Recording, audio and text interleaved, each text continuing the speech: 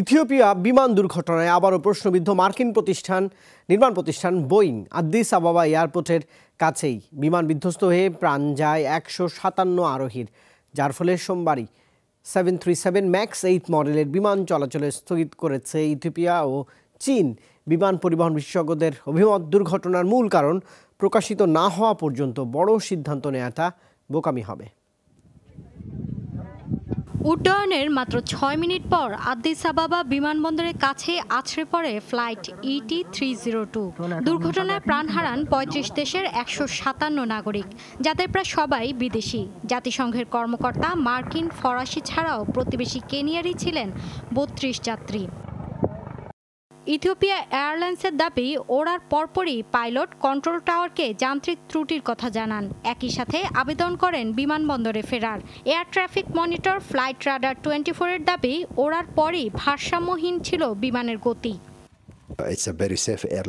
নিহতদের পরিবারের প্রতি গভীর সমবেদনা প্রকাশ করছি।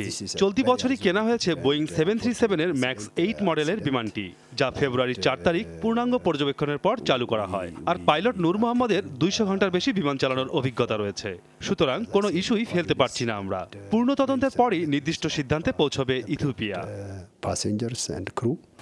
এরই মাঝে এই মডেলের বিমান চলাচল স্থগিত করেছে ইথিওপিয়া ও চীন। দেশগুলোর দাবি, উপযুক্ত তদন্ত ও পর্যবেক্ষণের পরই পাল্টানো হতে পারে সিদ্ধান্ত। এই দুর্ঘটনা সত্যি দুঃখজনক, কারণ বিমান পরিবহন খাতে ইথিওপিয়ার নিরাপত্তার সুনাম বিশ্বব্যাপী। বিমানটি বিধ্বস্ত হওয়ার মূল কারণ গভীরভাবে অনুসন্ধান করা হবে। খুব শীঘ্রই সেই প্রতিবেদন সবার সামনে আনা হবে। ততদিন পর্যন্ত বন্ধ থাকবে বোয়িং 737 ম্যাক্স 8-এর চলাচল। পরিবহন বিশেষজ্ঞরা অবশ্য বলছেন, পূর্ণাঙ্গ তদন্ত প্রতিবেদন না আসা পর্যন্ত কোনো সিদ্ধান্তে উপনীত হওয়াটা বোকামি।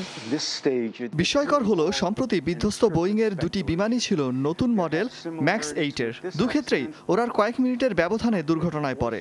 ককপিটে যে কোনো কিছুর মুখোমুখি হতে হয় পাইলটের। বিস্ফোরণ ঘটতে পারে অথবা গতি অস্থিতিশীল হয়ে পড়তে পারে। তাই বলবো, পূর্ণ তদন্ত করুন আগে, এরপরই নিন সিদ্ধান্ত। গেল অক্টোবরে একই মডেলের আরেকটি বিমান ইন্দোনেশিয়ায় বিধ্বস্ত হয়, যে দুর্ঘটনায় প্রাণ হারান 189 আরোহীর সবাই। 4 মাস পেরিয়ে গেলেও কোনো যুক্তিযুক্ত প্রতিবেদন দিতে পারেনি মার্কিন বিমান প্রতিষ্ঠান বোয়িং। মৌলি ইসলাম, যমুনা নিউজ।